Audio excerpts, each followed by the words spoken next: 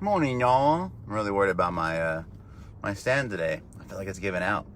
I feel like it's seen enough shows. Now I need to get a new higher. I'm not gonna touch it. Morning, y'all. Happy Monday. It is foggy outside. Be careful on your way to work. I just pulled in actually, maybe like 30 minutes ago. 73 degrees. Still nice outside. 8:02. Hope you had a great weekend. How many days until Halloween, Dad? My kids are so funny. So at the house, whenever they have questions, a lot of times we're like one of those little Alexas. Be like, Alexa, how many days till Christmas? Alexa, how many days till this? Or like my wife was laughing because sometimes she'll be like, hey guys, I'm going to just rest for a second. I got to get back to work because she works at the house, right? She's an appraiser. She does residential appraisals and commercial stuff. So anyways, she'll tell them, hey, I got to take like a 20-minute nap. They're like, all right, Alexa, set a timer. Like, they don't give her no breaks. And they're like, nuh-uh, we know how much 20 minutes is. It used to be, hey, I'm going to take a 20-minute break. 20-minute nap, guys. You'll just chill. And it wasn't like an hour later. They wouldn't check on us. Morning, y'all. What is your name? Someone asked. My name is Gino Montalvo. And I'm a realtor in South Texas. I realize there is a lot of people on this page that probably aren't from Texas. Some of y'all ain't even from America. And that's okay. We welcome y'all. Morning, y'all. So today we're going to answer some questions, and this is something that I do. I drop off the kids. I put the phone on the little carrier here. And this is funny. I had a realtor on my other page say, hey, so any tips on going live in the morning? Yeah, drop off the kids, put your little phone up, and go live. That's about it. There's nothing more to it. I know it seems easier said than done just to start blabbing, but I don't know. I guess I'm just used to it.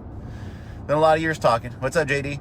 So today we're going to talk about some important stuff, especially because I think that a lot of people with TV associate our world, real estate, with the way it is on TV, because that's the kind of like their eye into it, unless they've actually been in transaction, know someone in transaction that they're really close to, because trust me, I have plenty of people that are buying houses and like their family, brothers, sisters, mom, relatives, sometimes they're involved in the process just because they want to see where they're going, and maybe they're living with them, or they just have a really close-knit family, which is great. So the only time you've ever seen this kind of stuff is when you have someone going through these transactions. Now, what's really funny is I talk about house hunters because I hope people realize that's not a real show. It's completely fake. It's completely staged. So if you ever watched House Hunters, you know the concept. Basically, you got this couple. You've seen the memes. They have some crazy jobs and this crazy budget. One of them's like a butterfly trainer, and the other guy is like a pencil shaver artist or something like that. It's always something crazy, right? So you have these people on House Hunters that go and they meet a realtor, and the realtor is just some person, some random person there, opening the doors. They don't really talk too much to them, and they say, okay, we're looking for this house, we're looking for this style. He's like, I got perfect. He or she's like, I got 3 houses that are perfect. And they go and they see these 3 houses, and then a lot of them, they're kind of like nitpicking on details. They're like, I don't know if I like that fan in that room. I don't think we should do it. Or I don't know if I like this. So spoiler alert, the people that are on the show House Hunters, they've already picked a house. They're either 1, have already bought it, or 2, they're in escrow. And escrow means they're in contract. Now, a lot of the times, the extra houses that they see are either other houses that are on the market or their friends' houses. In other words, hey, can we use your house? We're going to pretend it's one that we're picking, but we're really not, and we're not going to like it. So we might nitpick it a little bit, but nothing too bad. We won't talk shit about your house on television. But they kind of do. So that's the whole show. You go in, you see these houses. It's super easy. They go see the houses. They go walk on the beach. They talk about it for a little bit. And then they're like, you know what? Let's go with option number 2. And they call the real estate agent. They go meet at a coffee shop, which I don't know. That just seems like a lot of time to meet in person. And says, hey, we're going to go with option number 2. All right, guys, I'm going to get everything drawn up. Well, he already knew because he already sold him that house. So the point I'm trying to make at House Hunters isn't real life. That's not the way it really works. It goes a little slower. It takes a little more time. You can't do it in 30 minutes. And I guarantee you, if you're walking on the beach making decisions, then hey, invite me along. I like the beach. I don't know. I'm not sure why you have to go to the beach to make the decision. You get what I'm saying. You've seen the shows. So whenever you're looking to buy a home, remember, it's not like television. There's a lot more involved. Like I said, if you have someone that's gone through it, talk to them, see how it went with them, see how it can go for you. And yeah, it's not going to be 3 houses. It might be 10 houses. It might be 15 houses. Now, I will tell you, just in my experience, if you are seeing that many houses, chances are you might not know what you want, and that's okay.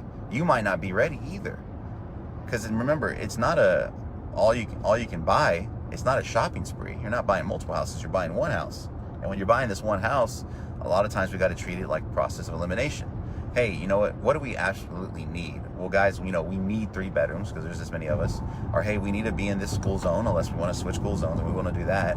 And, we really need this. Now, when it starts coming to these other things where people start thinking like, oh, well, the room sizes need to be like all kings, that's fine. We can make something like that happen. But remember, when you check off all the wants instead of the needs, the price is going to go up. If you want a big house and you want a big yard, you get in the best of both worlds, the price goes up. If you want a big living and you want a formal dining and you want an office and you want really big bedrooms, the price is going to go up. Sometimes you got to give and take on what you're looking for. It's like I said, it's not like the show. You can't just go in. There's not just 3 houses, a lot to choose from. So it's a process of elimination. It's not, sorry, this thing's messing up.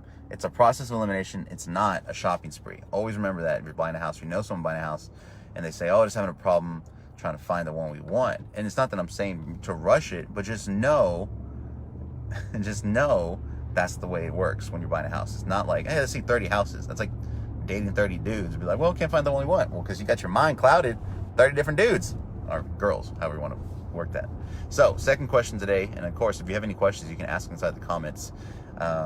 I'll be honest with y'all. Sometimes it's weird to me when people aren't saying anything, and I'm just here talking. And I know there's people in here watching, so I'm like, okay, no one wants to talk. No one wants to win free Starbucks. If you ask a question, after I'm done, I'll pick one question. I'm going to give you a Starbucks gift card. It's as easy as you sending me your email address, and I send you a digital card, and I'll answer your questions. So you kind of get 2 things. I did answer MD, right? My name is Gino. So, second question is, what if I'm not ready to buy until next year? And I want people to know this too. I talk to people every single day about real estate, just like the way I'm talking to y'all right now. And I talk to people on the phone, either through messages or texts or email or whatever way it is. And I'll put all that stuff in there if you have questions. But the thing is, I tell people, everyone I talk to on a daily basis isn't buying a house that day. Like if I talk to someone today, more than likely they're not buying a house today. It could be next week, it could be next month, it could be next year.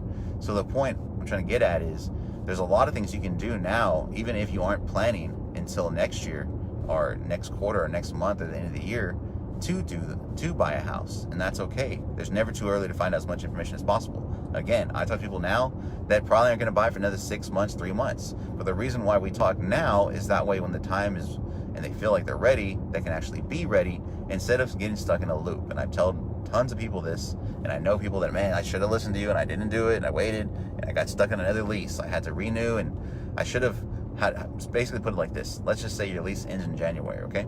You're living somewhere, and right now the lease that you have drawn up ends in January. So in January, what do you got to do? You got to renew it.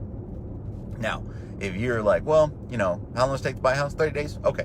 Let's just go December 1st. We'll just go December 1st. We'll go find a house. 30 days later, we'll move out of our apartment and move into the house. Slow down. So here's the thing. Maybe that could work out for you. Maybe everything and timing just works perfect, and you find the perfect house you want and you get approved and everything's great.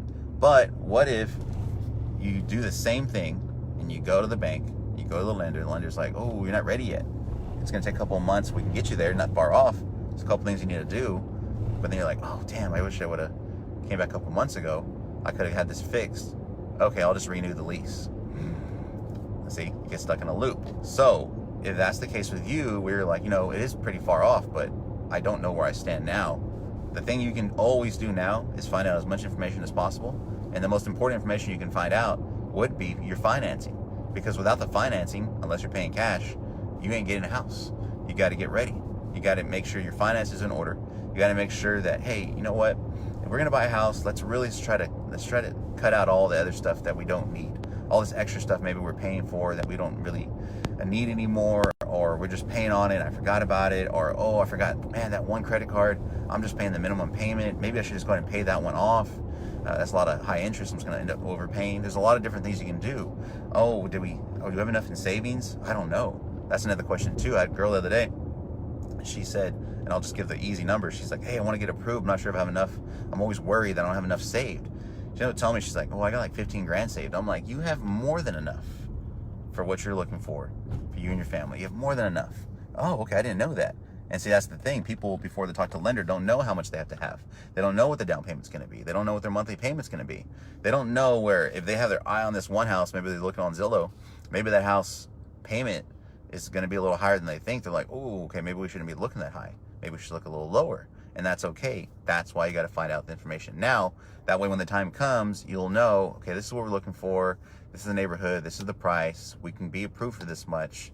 And then, like I said, if you want to be approved for more, then kind of figure out, okay, what other little debts do we have that we can pay off or pay down that's going to get us back up. So that's really important. Now, no one said anything else as far as asking questions. I guess no one likes coffee. Maybe I should pick something else. And by the way, I love local. I get this question all the time. Why don't you do a local place? I love local coffee shops. I love it, but it's easier for me to go on my app and send a digital gift card to Starbucks. So that's why I do that. If you have another way to do it, let me know. If anybody has any questions, you can ask it now. I will ask it. I will answer it. So I would love to answer your question before I pull over. And I got to get on with the day. If not, I will put my buyer's guide and seller's guide. This stupid jerk. Why did he do that? Idiot. Why would you stick your ass out like that? So I hate when they do that. They go in the middle lane, they stick their ass out. Are there other websites besides Zillow that have list homes for sale? Great question. Somebody just asked, are there other websites besides Zillow that show homes for sale? So that's a really important thing, because here's the thing. Zillow doesn't sell any houses. Zillow doesn't do anything. Zillow is just a portal that feeds off of our sites. So whenever you're a realtor and you basically have access to the board and the MLS, we pay our dues to become a quote realtor. Whenever we do that, we get access to a program called the MLS, the multiple listing service. So that's on our end of things, okay? So whenever so-and-so calls me, seller A and seller B call me, like, hey, you want to sell their house? Great. We go, get all the materials together, photos, marketing, and we put it on site our MLS. Once we put it on our MLS,